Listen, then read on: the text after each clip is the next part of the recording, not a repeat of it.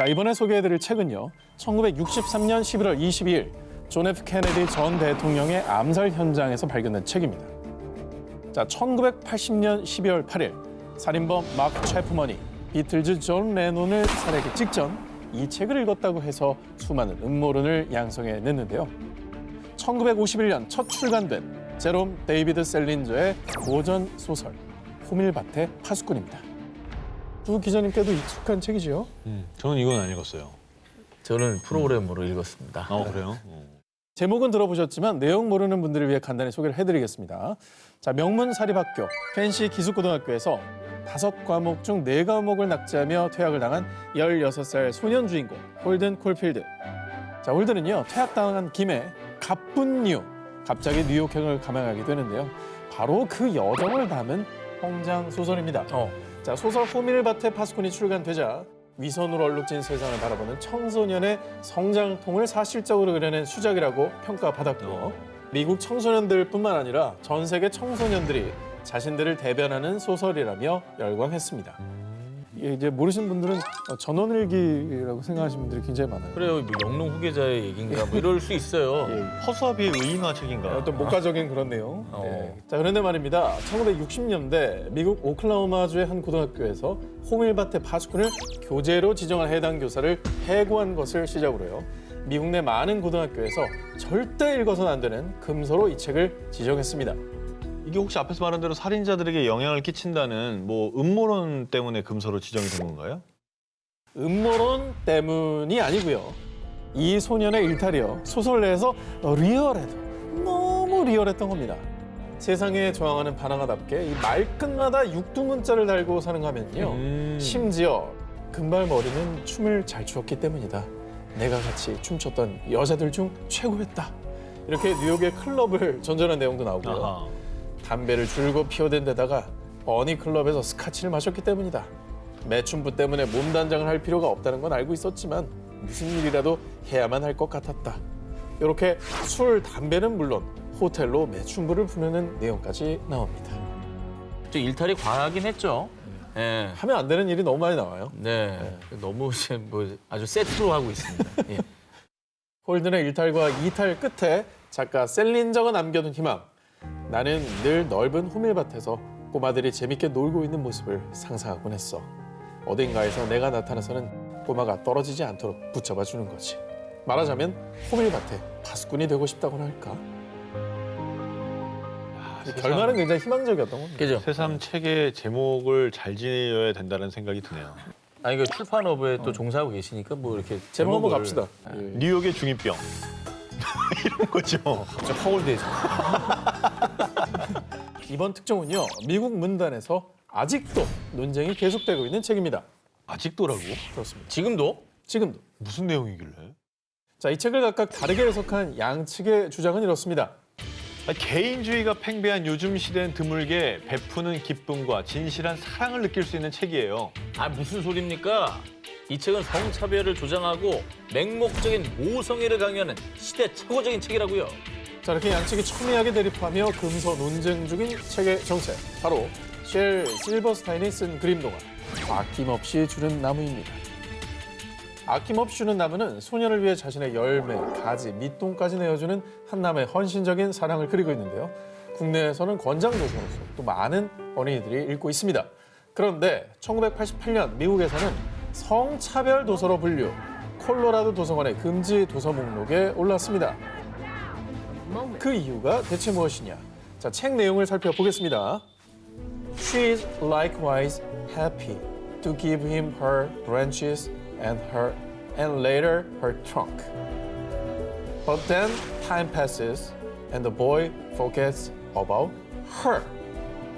나무를 허라 그랬구나. 자, 이렇게 영어로 쓰인 원작에서는 이 나무를 she, 이 그녀라는 뜻의 여성형 대명사로 표기했는데요. 그러네. 이 일각에서는 소설 속의 나무를 엄마, 소녀를 아들로 해석한 게 많았고요. 여성인 나무에게 무조건적인 사랑과 이타적인 기부를 요구한다는 이유로 금서 조치를 내린 겁니다.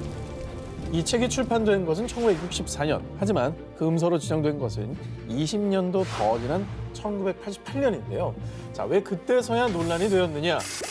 자, 미국에서는 7, 80년대 여성의 권리와 이익을 추구하는 여성 운동이 절정을 이뤘습니다. 자, 사람들의 의식에도 많은 변화가 생기면서 뒤늦게 아낌없이 주는 나무에 대해서도 새롭게 인식을 하고 해석하게 된 겁니다. 하지만 미국 문단에서 여전히 아낌없이 주는 나무에 대한 논쟁이 끊이질 않고 있고요. 아동 도서에 좋아하는 목록과 가장 선호하지 않는 목록, 이 모두에서 높은 순위를 차지하고 있다고 합니다. 대단하다. 자, 다음 특정 역시 성차별적인 이유로 금서가 된 책인데요. 자, 그런데요, 이 책의 성차별 근거는 앞의 것과 조금 다릅니다. 여성이 주인공인 이 책에 대해서 미국 일리노이주 시카고의 공립도서관 사서는요. 여자가 세상을 구한다니 말도 안 돼. 이런 불경스러운 책은 우리 도서관 책장에 올려놓을 수 없습니다. 1928년도에 이 책을 금지시켰고요. 28년도면 그럴 수도 있겠네요. 예, 오히려 이제 반대되는 의식을 그때는 갖고 있었던 거죠. 미국 플로리다주 공립도서관의 사서인 도드 역시 이 책은 너무 부도덕해요. 아이들에게 이 책은 아무런 가치가 없다고요. 뭔데? 라며 공개적으로 모든 도서관 사서들에게 경고, 반드시 피해야 할 책, 절대 구입해서는 안 될 책 목록에 이 책을 포함시켰습니다. 야, 이게 뭐냐 되게 궁금하네. 근데 미국 고전이야. 고전. 힌트. 여자가 리더고 등장인물들이 때려 다녀. 근데 이 멤버를 여자 주인공이 영입을 해. 도로시가 나와, 도로시. 앨리스. 그 이상한 나라 앨리스. 그거 이상한 나라 앨리스. 아니다. 뭐지? 앨리스가 주인공, 도로시가 주인공이야. 도로시가 뭐 이렇게 호수아비 나오고 그런 거 말하는 거 아니야? 오즈의 마법사. 아, 그렇지. 근데 너무 헷갈리다. 이상한 나라 앨리스는 뭐지? 자, 도서관 사서들뿐만 아니라 미국의 장관, 교육자들까지는 너무 혐오했던 이 책은 바로 1900년에 출판된 라이먼 프랭크 바움의 동화 위대한 오즈의 마법사입니다. 근데 이게 어쨌든 왜 불경스럽다는 판단을 내린 거예요? 자, 이 책이 금서가 된 이유, 위대한 오즈의 마법사는 캔자스 농장에 살던 소녀 도로시가 회오리에 휩쓸려 신비한 나라 오즈에 도착. 허수아비, 양철나무꾼, 사자와 함께하는 모험을 그린 어린이 동화인데요. 문제는 주인공이 도로시였다는 겁니다. 처음 출판된 1900년대 초반에만 해도 여성 인권은 바닥을 치는 수준이었습니다. 여성들에게 순종과 복종을 강요. 그런 시대, 남자도 아닌 10대 소녀가 영웅, 이 리더라는 설정은 절대 용납할 수 없는 것이었습니다. 어쨌든 남성들의 어떤 권위주의 의식 때문에 이걸 네. 금서로 지정을 한 거군요. 예. 근데 지금 생각하니까 그런 시대에 이 도로시 같은 캐릭터를 써낸 저 작가가 대단하게 느껴지네요. 앞서가신 거죠. 네, 정말 많이 앞서가셨네. 저 시대. 그렇습니다. 네. 위대한 오즈의 마법사 작가인 프랭크 바움이 도로시를 이렇게 진취적인 여성으로 그리게 된 건 19세기의 유명 여성 운동가인 장모님 마틸다 게이지의 영향이 컸다고 하는데요. 그녀의 권유로 글을 쓰게 됐고 당시 문제작이었던 위대한 오즈의 마법사를 출간한 프랭크. 한때 정말 말도 안 되는 비난이 쏟아지기도 했지만요. 위대한 오즈의 마법사는 출판 이후 14편의 시리즈가 나올 정도로 큰 인기를 얻었고요. 뮤지컬, 영화, 또 만화로도 각색. 도로시는 새로운 여성 리더의 희망이 되어 전 세계적으로 큰 사랑을 받고 있습니다. 여성 인권 운동가였던 장모의 영향을 받았다고 하니 저 책이 정말 그런 의도가 있었던 책이긴 하네요. 그럼요. 씨암탉 잡아주시면서 네, 그러니까 그 시대에서는 쓰게 또 하지 않았을까? 그런 생각도 굉장히 장모님은 무조건 씨암탉을 잡아줘야 되는 거예요? 장모님이 뭐 저 닭 끓이는 사람이에요? 장모의 사일사랑을 사랑이 성차별적으로 받아들이지 마세요. 장모님이 뭐 나무 아니. 그루터기예요? 아니 장인이 요리를 해줄 수도 있고 장모가 요리를 그건 장인으로 얘기를 했어야죠. 좀 이번에 소개할 금서는 아주 산전수전, 공중전까지 다 겪은 책입니다. 장장 11년간 법정 공방을 벌이며 논란에 휩싸였는데요. 우리나라 책이에요? 우리나라 책입니다. 마광수 작가? 아니 근데 마광수 작가의 책이 그 즐거운 사람 아닙니까? 응. 그것도 읽었어요? 그것도 영화가 되기도 했어요. 영화도 봤어요? 이 책도 보고 영화도 본 거예요? 금자가 써 있으면 다 봐요. 논란이 된 이 금서는 바로 조정래 작가의 대작 태백산맥입니다. 이 태백산맥은 광복 후부터 6.25 전쟁과 휴전까지 한국 근현대사를 조명한 역사소설로요. 민족 분단과 좌우익 진영의 대립 속에서 치열한 삶을 산 민중들의 인생을 그려냈습니다. 그런데 태백산맥이 80년대에 연재와 출판됐을 당시부터 문제작으로 떠올랐는데요. 그 이유를 살펴보면 당시만 해도 북한은 적대시해야 할 대상이며 작품 속에서 절대적인 악인으로만 다뤄졌던 시대였습니다. 90년대 초 검찰은 빨치산의 활동을 미화한다라며 일반인이 교양서적으로 읽는 건 괜찮지만 학생이나 노동자들이 읽으면 불온서적 소지로 처벌하겠다고 발표. 실제로 당시 불심 검문을 통해 금서였던 태백산맥을 소지한 많은 대학생들이 끌려가기도 했습니다. 태백산맥의 순환은 이뿐만이 아니었습니다. 1994년엔 8개 단체로부터 국보법 위반 혐의로 고발. 당시 검찰은 작품 속에서 중도 성향이던 김범우가 공산 진영으로 돌아선 것. 수도 있죠. 김 선생, 난 당신도 빨갱이라고 보고 있어. 빨갱이가 아니라면 어떻게 그런 말 할 수 있나? 앞으로 빨갱이에 동조하는 자는 빨갱이로 취급하겠어. 하지만 문학적 장치냐 이적성이냐를 두고 쉽게 판결이 나지 않았고요. 결국 11년 만인 2005년 무혐의 판결을 받게 됩니다. 그리고 오랜 시간 순환을 겪었던 태백산맥은 당당히 대학생들의 필독도서이자 한국인들이 꼭 읽어야 할 책으로 큰 사랑을 받고 있습니다. 결국 이제 문학은 시대 상황을 반영하고요. 이념을 떠나서 문학적 판단, 개인의 어떤 독자의 이성에 맡겨야 된다는 게 저의 주장이고요. 받아낸 판단은 독자가 또 철저히 내리고 그에 재받는 어떤 문학 소양 교육은 또 국가가 잘할 필요도 있다라고 생각합니다. 1945년 스웨덴에서 이 책이 처음 출간됐을 당시 사람들은요. 아, 이런 저질 책을 아이들에게 읽게 해서는 안 됩니다. 아니, 이 책 읽고 우리 애가 학교도 안 가면 책임질 거예요? 라며 유해서적이라 비난. 결국 이 책은 금서가 됐습니다. 굉장히 그 학부모들의 반응이 세네. 그러니까 스웨덴은 굉장히 개방적인 나라로 저희가 알고 있잖아요. 그런 나라에서도 저런 반응을 보였다는 게 굉장히 어떤 이슈가 됐던 책인가 봐요. 우리에겐 말괄량이 삐삐로 잘 알려진 스웨덴 동화 삐삐롱 스타킹입니다. 그 삐삐요? 이거는 뭐 너무 많은 콘텐츠로 나왔잖아요. 여기 사실 우리가 어릴 때 인형으로도 갖고 놀고 동화로도 읽고 저것도 만화도 나오고. 만화 영화로 나왔었어. 삐삐롱 스타킹이 한때 금서가 된 이유 다름 아닌 주인공 삐삐가 굉장한 장난꾸러기에 아무도 못 말리는 말괄량이었던 거죠. 에이 너무한다. 그렇다고 금서는. 근데 뭐 그렇다면 금서여야 돼. 무전 취식하잖아 남의 집에서. 이해하면 나이 든 겁니다. 아니 뭔 죄야. 걷어주고 먹여주고 다 야, 했는데. 오 기자 나이 들었네. 아니 그렇거든. 오 이게 기자 나이 금서는 들었어. 이거는 무전 취식이야. 아, 왜 손을 떨어요?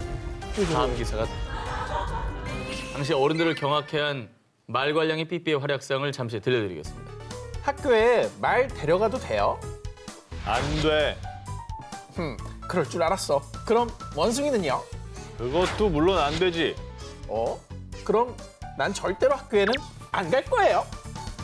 뿐만 아니라 삐삐에게는 말을 공중으로 번쩍 들어올린다든지 버릇없는 사내아이나 나쁜 어른들을 던져버리는 초인적인 괴력이 있었습니다. 아, 얘 기억나. 기억나. 저 머리 스타일. 제 얼굴도 기억나. 오! 자, 이렇게 삐삐롱 스타킹은 출간 당시 스웨덴 국민들의 핍박을 받았지만요. 시대가 흐르며 세계 각국에서 출판, TV 드라마, 애니메이션 등으로 제작되며 이제는 전 세계가 사랑하는 대표적인 아동 문학 작품이 됐습니다. 2002년 삐삐롱 스타킹의 저자인 린드그렌이 세상을 떠나자 스웨덴 정부에서는 그녀를 추모하고 기리는 의미로요. 그녀의 이름을 딴 문학상, 아스트리드 린드그렌 상을 제정. 이 상은 일명 아동문학계의 노벨상이라 불리며 아동문학계의 가장 명예로운 상으로 자리 잡고 있습니다. 자, 다음 특종입니다. 방금 소개한 삐삐롱 스타킹과 비슷한 이유로 우리나라에서도 논란이 된 작품이 있습니다. 이 책이 출간된 당시 어른들은 아이들 교육상 큰 문제가 될 불온서적입니다. 이렇게 불량한 책을 보고 애들이 뭘 배우겠어요? 일부 시민단체로부터 불온서적이라 지탄받았던 이 책은 바로 요리 보고 저리 봐도 알 수 없는 김수정 작가의 만화 아기 공룡 둘리입니다. 난 진짜 어릴 때는 진짜 둘리 보는 재미에 살았는데. 맞아. 1983년 만화 잡지 보물섬을 통해 연재를 시작한 아기 공룡 둘리. 1억 년 전 외계인의 초능력으로 돌연변이 공룡이 된 둘리가 빙하 타고 내려와 도봉구 쌍문동 독일동 집에 정착을 합니다. 그런데 여러분도 아시다시피 이 둘리가 완전 사고뭉치죠. 자택 침입의 무전 취직이지. 그렇죠. 기물 파손은 특기입니다. 그죠? 그리고 어른들 약 올리는 건 취미고요. 고길동 집에 돈 한 푼 안 내고 얹혀 살면서 잿더리를 가져오라는 고길동의 심부름에 공손히 잿더리를 대령하기는 무슨 발로 휙 차버리고요. 고길동의 저 허탈한 표정을 보십시오. 발로 이렇게 세워서 툭 굴리지. 네. 야, 건방지네. 둘리 친구인 도은호는 급기야 어른인 고길동 아저씨를 길동아! 라고 부르며 반말을 합니다. 통화차. 일부 둘리에 대한 비난 여론이 있었지만요. 어린이들에게 폭풍 지지를 받았던 아기 공룡 둘리는 결국 국민 만화의 등극, 우리 추억과 함께하는 영원한 친구가 됐습니다. 제2차 세계대전이 끝날 무렵 연합군 사령관들은요. 이 책에서 잔인한 나치즘이 생겨난 거야. 사람들이 절대 이 책을 읽어서는 안 돼. 뿐만 아니라 1990년대 미국 애리조나주와 플로리다주에서는요. 여성을 불태우고 토막 살해하고 식인까지 하다니 이 책은 너무나 끔찍합니다. 성차별적이고 권위주의적인 세계관을 주장한다며 이 책을 금서 조치시키기도 했습니다. 야, 뭐지? 아, 이게 내용만 들으면 지금도 좀 위험해 보이는데. 자, 이 잔혹한 베스트셀러의 정체, 바로 그림 형제의 어린이와 가정을 위한 이야기입니다. 1812년 그림 형제가 독일 각 지방에서 수집한 민담을 책으로 엮은 민담집으로요. 우리가 알고 있는 백설공주, 신데렐라, 헨젤과 그레텔 등 아이들의 동심을 자극한 아름다운 동화들의 원작이라고 할 수 있습니다. 자, 우리가 익히 알고 있는 이 아름다운 동화와는 달라도 너무 다른 원작의 이야기를 살펴보겠습니다. 먼저 백설공주에서 평소 백설공주를 질투하던 왕비는 백설공주를 죽이고 폐와 간을 가져오거라. 정말 이렇게 끔찍한 명령을 내리는데요. 하지만 사냥꾼이 백설공주를 가엾게 여겨 대신 멧돼지의 폐와 간을 가져왔고요. 그것을 백설공주의 것이라 여긴 왕비는 본인이 직접 먹어치웁니다. 어머나. 또 다른 이야기인 신데렐라에서는요. 다들 아시다시피 신데렐라가 흘린 구두를 가지고 왕자가 신데렐라의 집에 찾아오지 않습니까? 응. 하지만 의붓 언니들에겐 신데렐라의 구두가 너무 작았죠. 그러자 계모는요. 어차피 왕비가 되면 걸어다닐 일이 없으니 발가락을 잘라서 구두를 신어. 아유. 하지만 결국 신데렐라와 왕자는 결혼해서 행복하게 영원히 살았답니다. 라고 끝나는 게 아닙니다. 왕자와 결혼한 신데렐라는 복수를 결심. 신데렐라가? 그렇습니다. 절름발이가 된 의붓 언니들에게 비둘기를 보냈고요. 비둘기가 의붓 언니들의 눈을 쪼아서 실명을 시켜버립니다. 와, 이건 뭐야? 하드고어인데 완전 고어물이에요? 나는 이거는 와 절대로 나는 우리 딸한테 읽어주지 않을 것 같아요. 너무 잔인해. 아, 그렇지 못 읽어주죠. 네. 근데 이 그림 형제는 왜 이렇게 잔혹한 동화를 쓴 거예요? 사실요, 이 그림 형제는 그림 작가도 아니고 동화 작가도 아닌 언어학자이자 문헌학자였습니다. 독일 역사를 연구하기 위해서 민담을 모았고요. 이 민담에 담긴 언어와 문헌들을 후세에 전하기 위해서 내용을 바꾸지 않고 출판을 했던 겁니다. 민담이 세긴 하지. 그리고 그 후로 45년 동안 7번의 보완과 수정이 있었다고 하고요. 훗날 이 D사에서 이 이야기를 아이들의 눈높이에 맞춰 아름답게 포장, 우리가 아는 동화 또 애니메이션으로 전하게 된 거죠.